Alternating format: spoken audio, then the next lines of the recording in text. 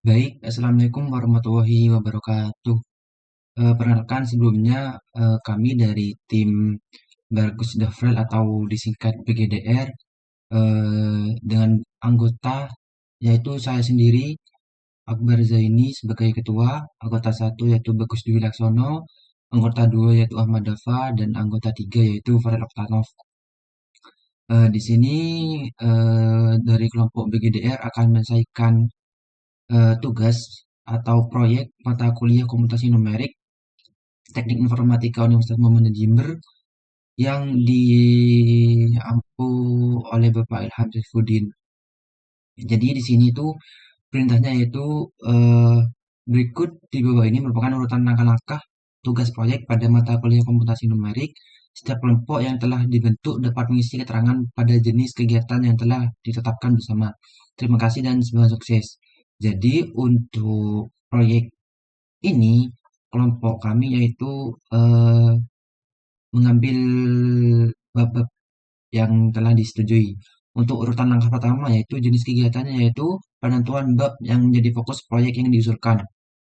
Jadi, di proyek materi penyelesaian bersamaan non-linear menggunakan teknik grafik ganda. Jadi, di sini kelompok kami mengambil materi atau bab penyelesaian materi bersamaan non-linear yaitu dengan teknik grafik ganda. Jadi, kita akan menerapkan ide tersebut pada model matematika untuk penyebaran penyakit menular dalam proyek ini. Nah, kenapa kita mengambil eh, matematika untuk penyebaran penyakit menular? Karena ini terjadi di sekitar lingkungan tempat tinggal. Jadi, makanya kami mengangkat tema yaitu penyebaran penyakit menular dalam proyek ini yaitu model SIR atau rentan, infeksi, dan pulih. Adalah model yang dipilih karena sangat terkenal dalam epidemiologi karena dapat memodelkan dinamika penyebaran penyakit menular dalam populasi.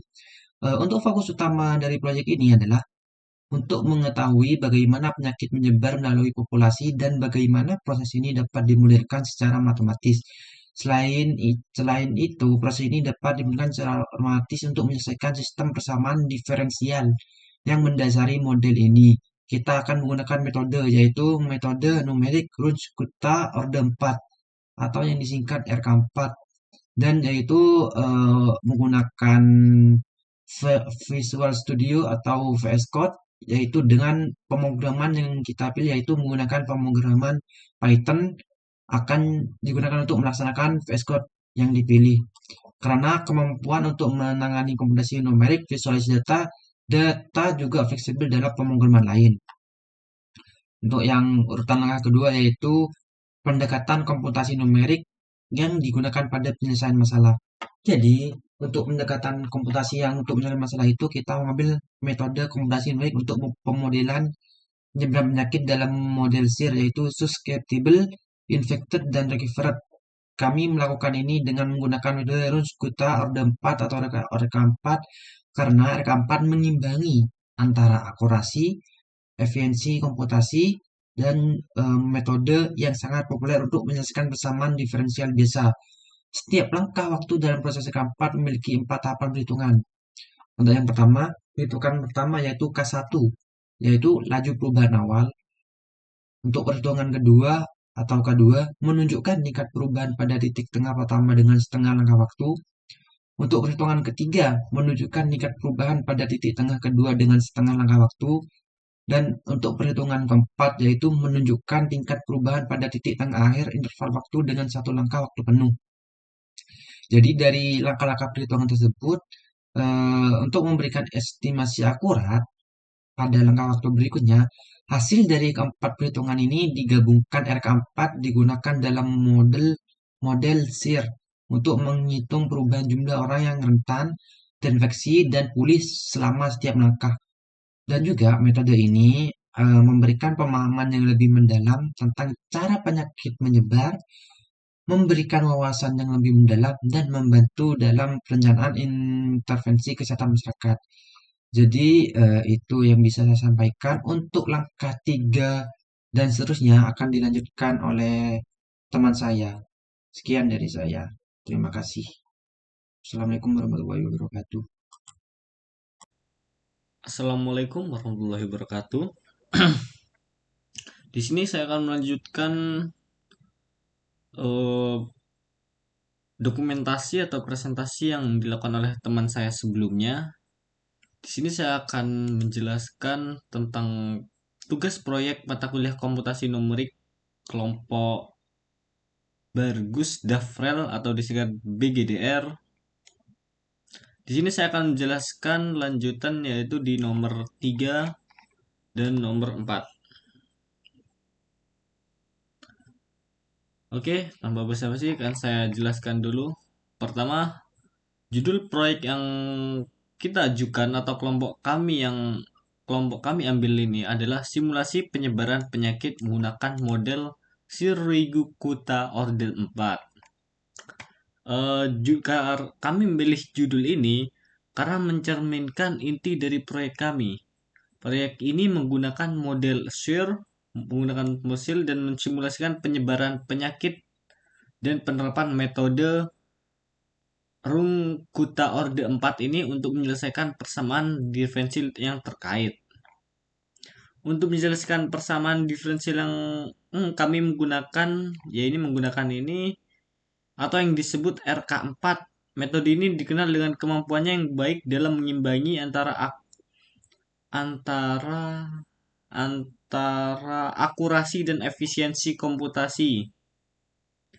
Jadi kita dapat menghitung pertama perubahan jumlah individu yang rentan terkena penyakit, sudah terinfeksi, dan yang sudah pulih.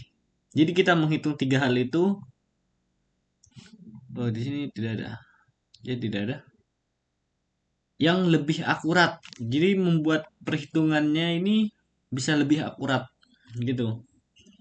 Proyek ini bertujuan memberikan wawasan yang mendalam tentang bagaimana penyakit menyebar dalam populasi dan bagaimana intervensi kesehatan seperti vaksinasi dan karantina dapat mempengaruhi dinamika ini, bagaimana ini dapat membantu perencanaan langkah-langkah pemerintah atau kesehatan-kesehatan menghadapi wabah penyakit.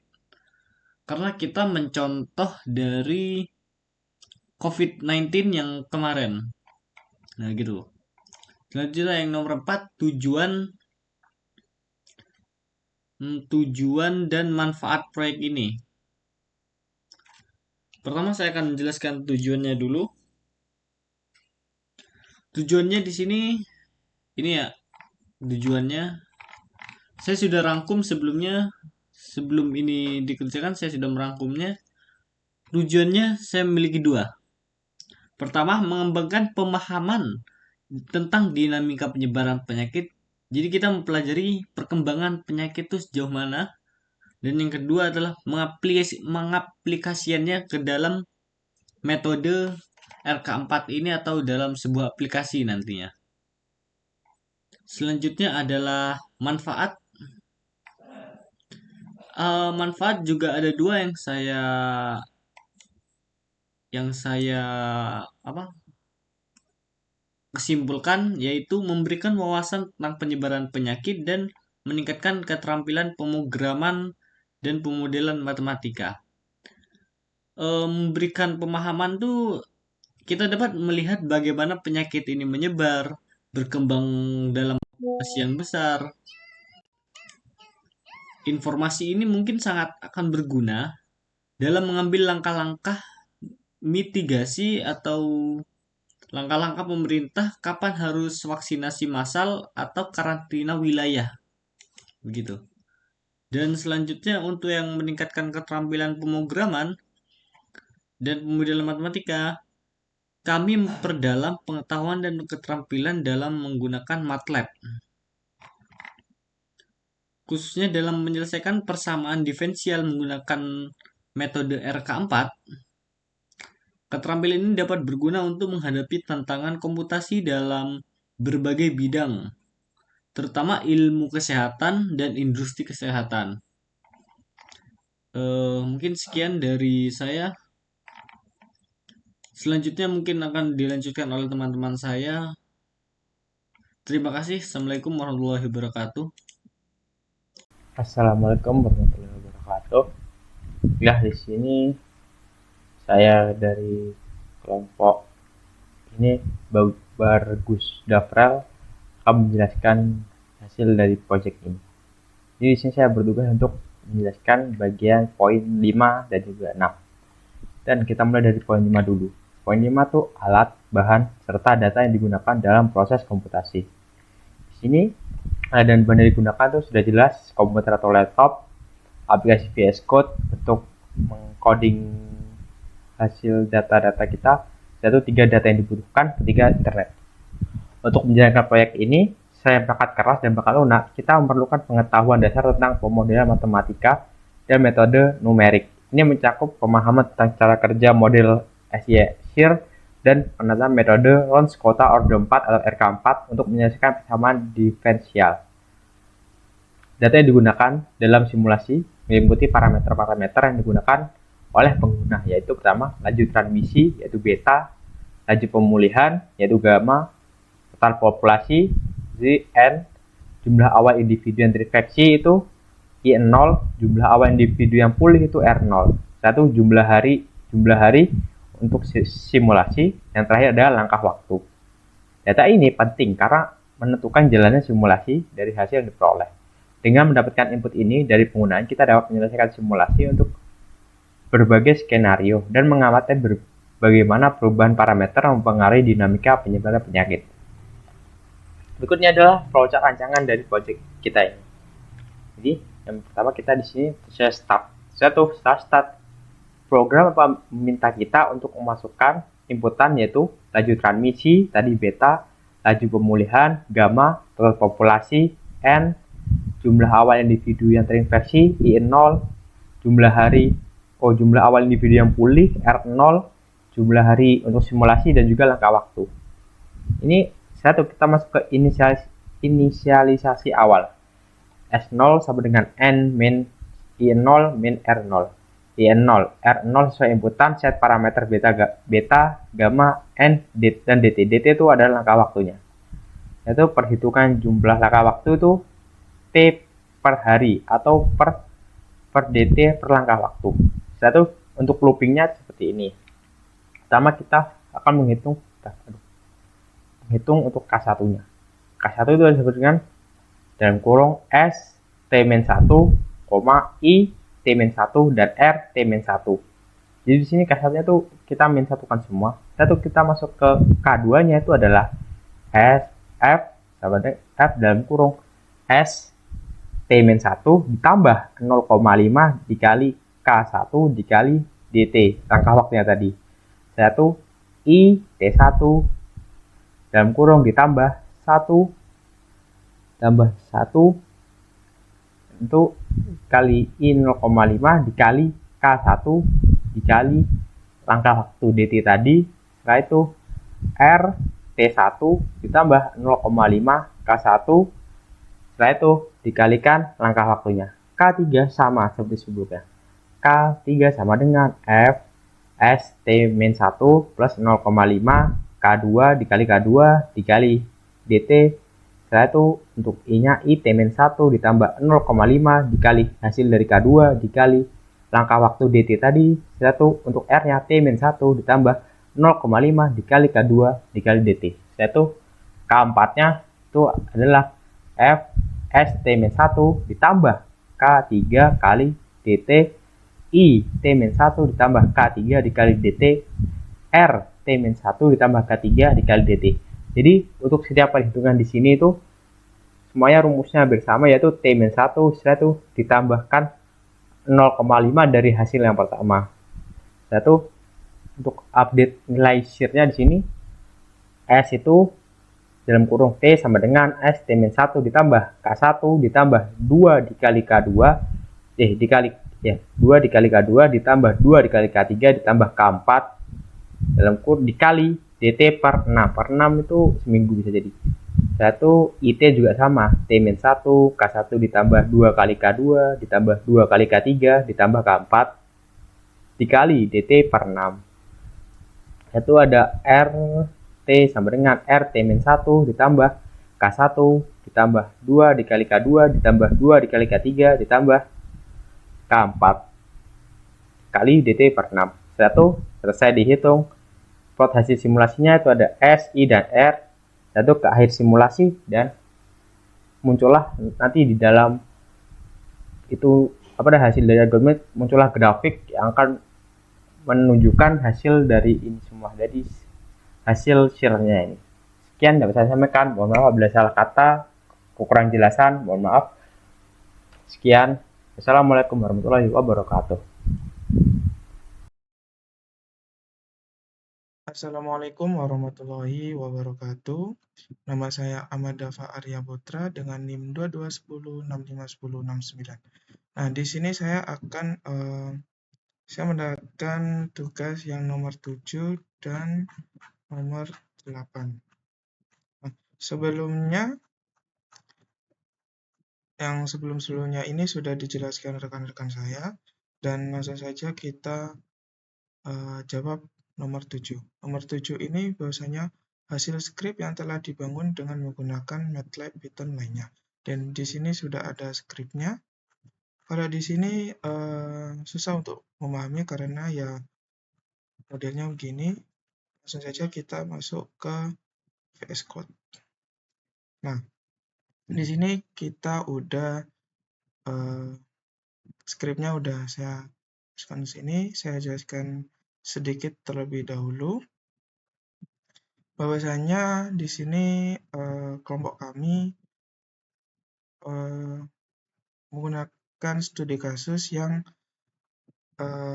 penyebaran penyakit, yang dimana kita harus menginputkan terlebih dahulu fungsi inputannya, bahwasanya untuk inputan beta. Beta ini untuk melakukan nilai individu yang sudah terinfeksi atau mengukur seberapa cepat penyakit itu menyebar. Nah, dan gamma ini untuk nilai untuk menunjukkan berapa cepat individunya terinfeksi pulih atau lagi menularkan. Nah, ini untuk seberapa pulihnya. Dan N ini jumlah populasinya, seumpama 1000 populasi yang ada di wilayah tersebut. Nah, 0 ini masukkan jumlah individu yang terinfeksi, bahwasanya ini adalah jumlah individu yang terinfeksi pada awal simulasi. Awal simulasi itu awal terjadinya terinfeksi. Dan R0 ini untuk jumlah individu yang sudah pulih pada awal simulasi. Berarti kan ini yang terinfeksi dan yang R0 ini akan pulih. Nah, S0 ini jumlah awal individu yang rentan. Rentan berapa? Dan days ini berapa hari untuk simulasinya, seumpama 360 hari, 120 hari, dan seterusnya. Ini DT, waktunya. Nah, ini untuk penginputan awalnya, bahwasanya kita minta berapa nih. Nah, nanti grafiknya akan muncul seperti apa. Nah, di sini fungsi diferensial, ini metode yang kita pakai, model SIR, rentan, infeksi, dan pulih.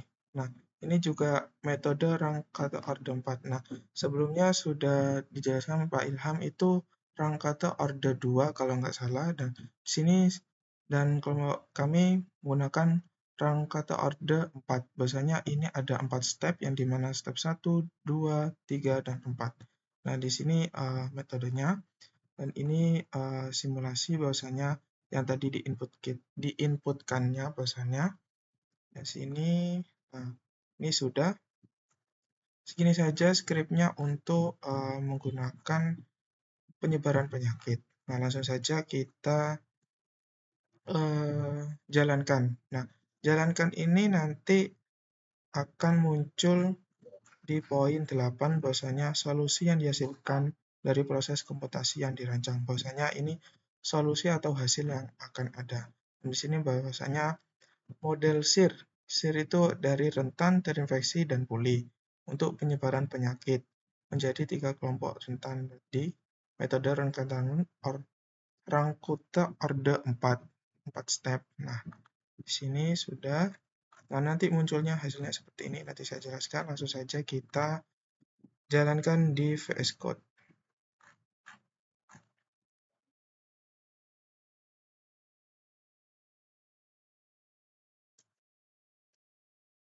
Masukkan laju transmisi. Nah, ini laju transmisi yaitu bahwasanya kita mau menginputkan berapa. Nah, kita coba 0,2. Oh, di terminal 0,2 laju betanya. Laju gamanya itu kita 0,1. Terus masukkan total populasi. Total populasinya kita coba 1000 populasi. Jumlah individu yang terinfeksi pertama yaitu 15. Kita coba 15 orang. Masukkan jumlah awal individu yang pulih. Bahwasanya yang pulih itu 30. Lebih besar dari yang terinfeksi awal. Masukkan jumlah hari 360 hari. Langkah waktu berapa untuk melakukan pemulihan ini? 10. Nah, bahwasanya ini adalah hasil output dari simulasi penyebaran penyakit menggunakan model SIR. Nah, kenapa kelompok kami kok merancang ini? Karena kita tahu bahwasanya kita menengok beberapa tahun yang lalu untuk penyebaran COVID-19. Nah, ini kita bisa mensimulasikan bahwasanya berapa rentan, berapa orang yang melakukan terinfeksi penyakit. Nah, begitu. Nah, di sini saya jelaskan sedikit bahwasanya tadi kita kecilkan terlebih dahulu.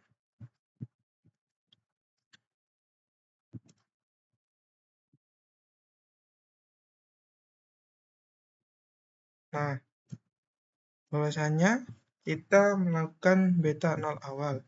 01, 0.2, 0.1, populasinya 100, populasinya 1000, individu yang terinfeksi awalnya itu 15, individu yang pulih 30, jumlahnya 360 hari, dan langkah waktunya 10. Nah, di sini sudah tertera bahwasanya warna biru itu adalah yang rentan terhadap terkena penyakit, yang merah ini terinfeksi, dan yang hijau ini pulih. Nah, grafiknya ini lumayan bagus, bisa dipahami. Nah, di sini kita tahu bahwa yang rentan ini awalnya itu tinggi banget. Nah, semakin hari semakin labil. Nah, yang pulih juga begitu. Semakin hari itu semakin tinggi. Bahwasanya tidak ada yang pulih akan sehat. Nah, yang infeksi ini awalnya sedikit naik. Nah, pas di antara ini berapa orang ini terinfeksi. Nah, ini tinggi. Nah, selanjutnya akan turun sedemikian rupa, tidak akan ada yang kena penyakit. Nah, itu saja studi kasus yang kelompok kami lakukan, atau ya simulasi untuk penyebaran model untuk komputasi numerik. Sekian, mohon maaf Pak Ilham jika semua banyak kesalahan. Wassalamualaikum warahmatullahi wabarakatuh.